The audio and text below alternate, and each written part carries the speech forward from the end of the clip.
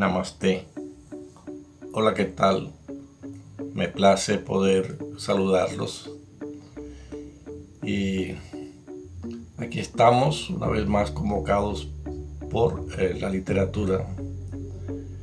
Mi nombre es Juan Carlos Céspedes Acosta y estoy muy agradecido por esta oportunidad de comunicarme con ustedes, recordando al poeta francés Apollinaire, que decía cuando sacó su primer libro: por fin tengo derecho a saludar a aquellos seres que no conozco. Quiero, primero que todo, dar mi agradecimiento a María Teresa Mateos y a este espacio tan maravilloso que es una oportunidad para que los cultores del arte puedan interactuar con los amantes de las bellas artes, este espacio en que anda el conocimiento. Primero que todo, hay que ser agradecido con todas las posibilidades que se nos brindan para poder comunicarnos con nuestros pares y con las personas que siguen las artes. Voy a hacer un breve o una mini bio para que quienes no tengan la posibilidad de haberme conocido, y para aquellas personas que también me conocen, pues de todas maneras recordarles un poco quién soy yo.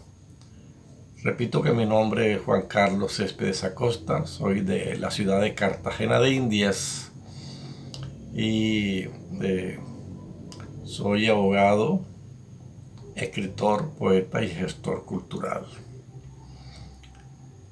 Contarles un poco de mi recorrido literario. Me inicié, como casi todos los que hacen literatura, a través de la contaminación literaria. Es decir, normalmente uno llega a la literatura porque de una manera u otra se encuentra en su camino con algún tipo de literatura. En mi caso, mi padre, quien en paz descanse, Roberto Céspedes Acosta, siempre fue una persona que nos traía mucho material literario a la casa. Incluso era muy seguidor de la prensa escrita y a la casa siempre se presentaba con los periódicos, tanto locales como nacionales. Y siempre se presentaba con libros, con muchos libros. Toda colección que salía, él se presentaba a la casa con diferentes tipos de tomos: la historia de la literatura universal, el Ariel ilustrada, en fin, todo lo que salía en novedades literarias, él se iba presentando a la casa con ese material, sin hacer énfasis nunca en que fuéramos lectores. Simplemente se presentaba y iba dejando los libros por la casa. Y obviamente el niño siempre, en su curiosidad, sucedía de que uno veía esos libros y llegó un momento en que empezamos en mi caso, a tratar de leer qué es eso que mi papá traía. Y fue así como fuimos entrando sin darnos cuenta en este mundo de la literatura.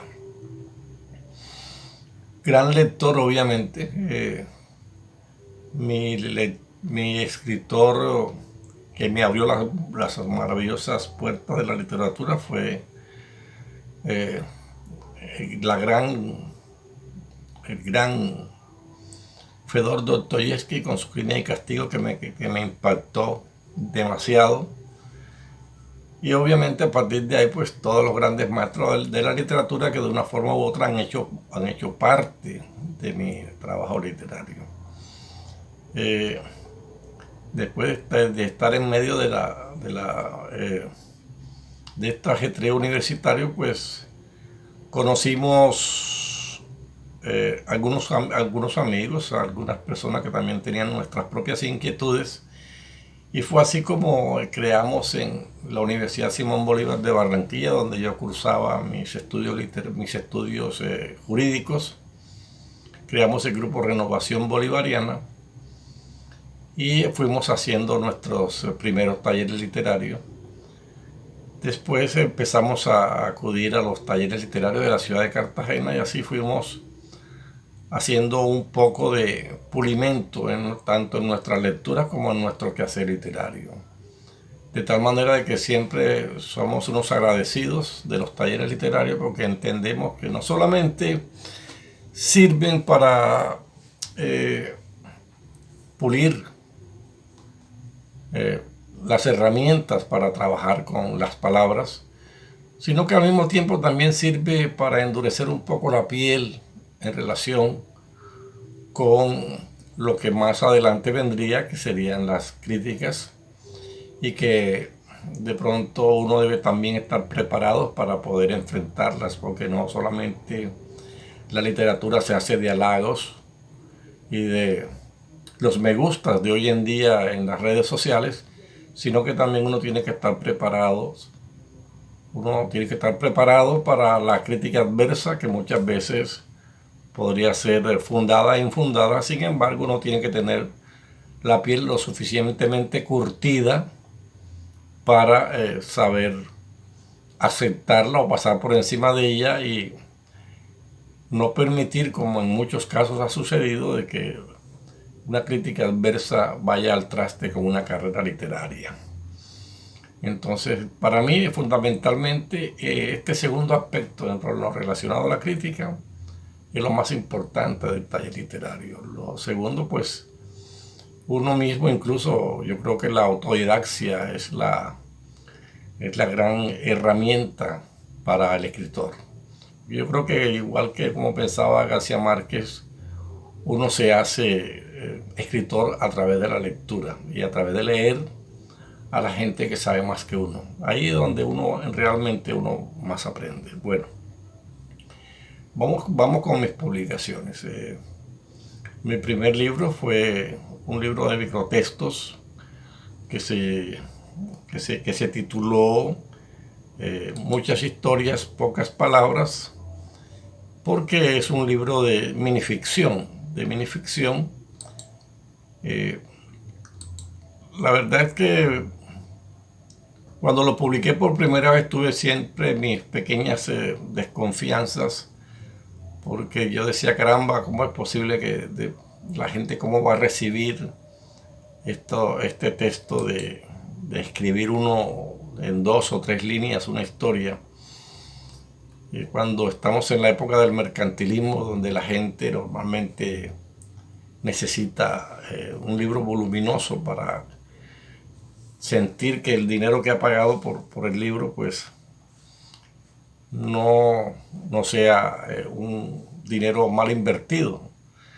Pero el libro recibió muy buenas críticas, afortunadamente.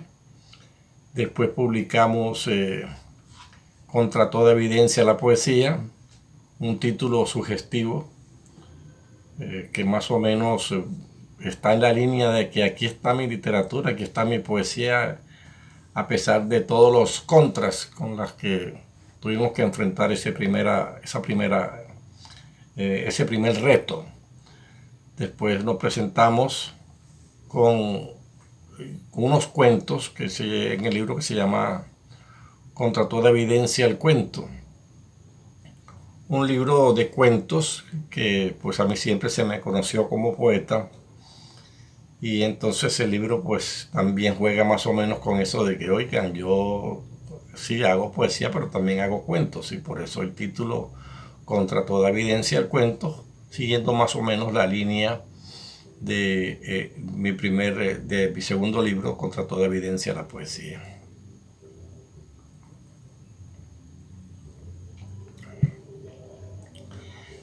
Posteriormente saqué el libro de poesía erótica que se tituló El sabor de las cerezas. Quise meter en un solo libro los textos eróticos, teniendo en cuenta de que yo fui el creador en la ciudad de Cartagena del Festival de Poesía Erótica, y en esa línea quise hacer el libro solamente con poesía erótica. Normalmente los autores intercalan sus poemas eróticos en un título o en un libro donde hay múltiples temáticas. Yo preferí o quise que este libro solamente hiciera parte poesía erótica. Y en cuanto al título del libro, El sabor de las cerezas, es un libro, es un poema que tiene ese título y que le da el nombre al libro. Y en cuanto al libro que se va a presentar, que es el libro La lucidez del contaminado, que se ha editado en la ciudad de Cali por Ediciones Grainar, a quien agradezco esta posibilidad de llevar mi trabajo literario al público colombiano y a donde quiera que el libro vaya, porque uno no sabe a dónde van a llegar sus libros. Hace parte de la colección Sembremos Arte, donde el título La lucidez del contaminado obedece a esa especie de lucidez que adquiere el poeta, que tiene la capacidad de poder llevar su pensamiento y llevar su profundidad, su capacidad de entrar en las cosas, en lo más profundo, y desentrañarlas. Y cuando uno tiene esa posibilidad de desentrañar esos misterios, uno como que se le cae una especie de velo de la inocencia y entra también a conocer la otra parte de la vida, esa parte que no solamente es digamos bonita y agradable, sino también su costado o su lado un poco oscuro, como la parte oscura del ser humano. Entonces de ahí el título La lucidez del contaminado, porque después de que cae ese velo, uno pasa a recibir la contaminación del mundo. Entonces de ahí el título del libro La lucidez del contaminado. Y por qué no, sí, me gustaría leer algunos poemas del libro. El primero que leeré se llama Estepariana y dice así: da miedo tocarnos, algo de nosotros asusta, y nos pegamos a las paredes como sombras, eludiendo el contacto del otro, ese que de alguna manera también somos. Como decía Sartre, el infierno es el otro, pero nosotros también somos el otro. Por eso el poema Estepariana. El segundo texto que voy a leer se llama La esquina del dominó. Más o menos retrata también parte de nuestras costumbres en nuestros barrios populares y en nuestros pueblos. El título es La esquina del dominó y dice: esta es exactamente la esquina donde jugaban dominó y tomaban cerveza los domingos por la tarde. Desde mi ventana de niño miraba cómo se ponían serios, hablando de política, en medio del doble 6 ahorcado y un intento de trampa que todos vieron. Arreglaban el país quitando ministros, votando al presidente y encerrando a los bandidos. Esta es la esquina, pero ya no queda nadie. Uno a uno fueron desapareciendo. Solo estoy yo, con el sonido nítido de las fichas en la mesa y un miedo profundo a mis espaldas. El poeta es, eh, el poeta es voz de su tiempo. El poeta es como el cronista de su época.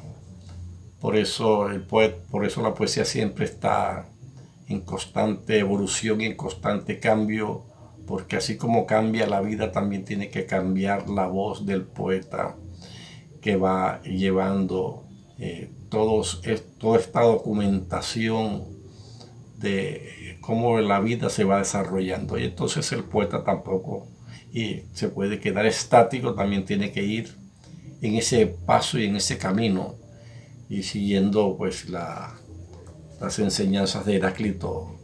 Como todo fluye, igual fluye la poesía e igual fluye la voz del poeta. Sigo con este poema que enmarca una gran tragedia social de nuestros países latinoamericanos. Se llama Vacaciones y un epígrafe nuestro que dice: a las muñecas de trapo que resignaron sus sueños. Lupe, mejor dicho, Lupita, apenas tiene 2 botoncitos que le sirven para mitigar el hambre. Su vulva de chocolate alimenta a la familia. Nadie en casa pregunta por el milagro que trae en sus manos. Ella dejó su muñeca debajo de la primera cama donde quedó la niña contando unas monedas. La prueba. Ahí está todavía la estrella de los sesos en la pared que fue azul. Se dispararía, decía, mostrando al desgaire el 38 Smith & Wesson. Únicamente era un cobarde jugando al Ringo como en las vespertinas del cine de la infancia. Y lo hizo, de noche, sin fanfarrias ni despedidas, solo el trueno sin el relámpago de la lluvia. Ahora nadie dice nada cuando ven la estrella sepia en la pared que fue azul.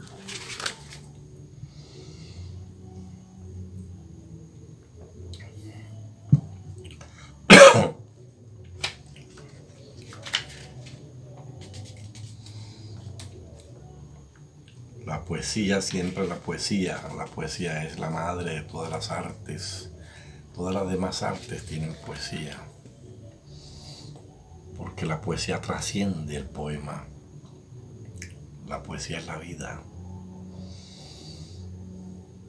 Y se encarna en las diferentes artes, en la música, en la literatura, en el cine, en la arquitectura. La poesía está en todo eso. Bueno, sigo leyendo textos de mi libro La lucidez del contaminado. El tatuaje. El tatuaje no te salva, porque no eres el tigre que amenaza desde tu pecho, ni la cobra que se yergue desde el brazo. Eres pura carne que se abre, hueso que se parte, ínfulas de valiente ante la pavura del disparo.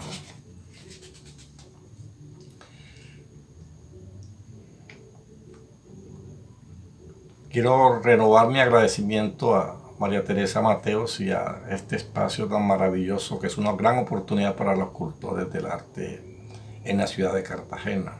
¿En qué anda el conocimiento?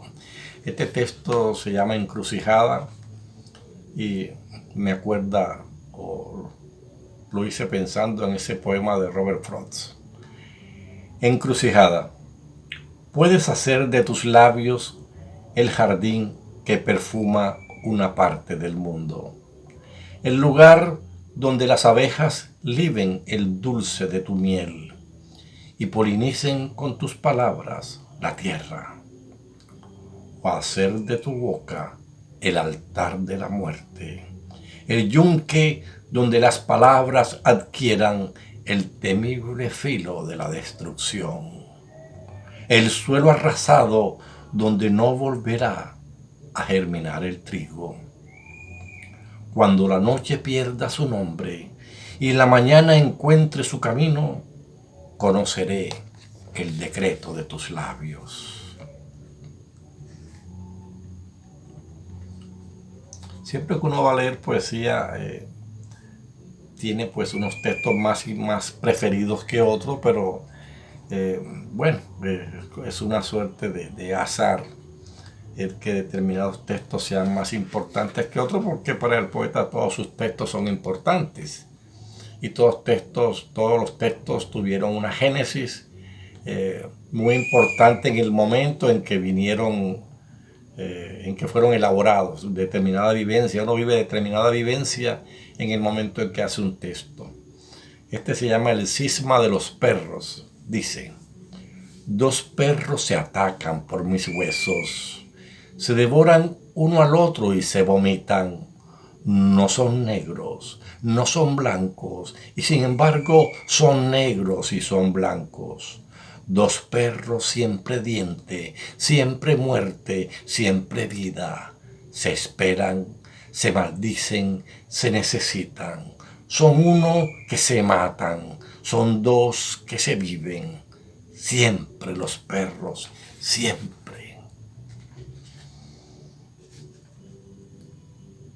En esta situación de pandemia y de pospandemia, de la que todavía no hemos salido, pues se volvió muy importante la virtualidad para poder seguir comunicándonos con la gente, con nuestros lectores, con nuestros oyentes en este caso.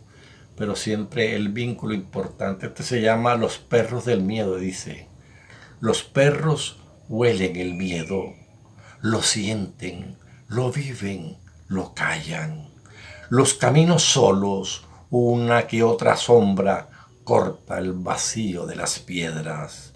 Los perros te miran, no te ladran, saben que algunos de ellos murieron por menos. Se apartan, tienen prohibido olfatear, bajan la cabeza, esconden el rabo. Ellos lo saben, cargan el virus del silencio. En este pueblo nadie ha visto nada.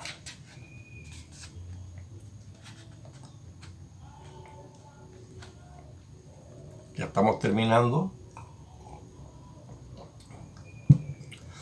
Lo importante de un poeta es no cansar a su público o a su oyente en este caso.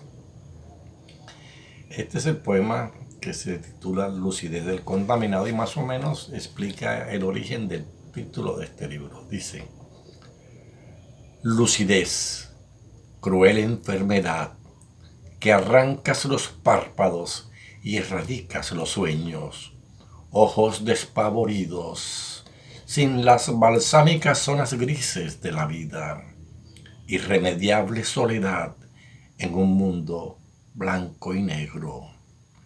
Lucidez contaminada que viene de los siglos, legado de exiliados arrojados al vacío.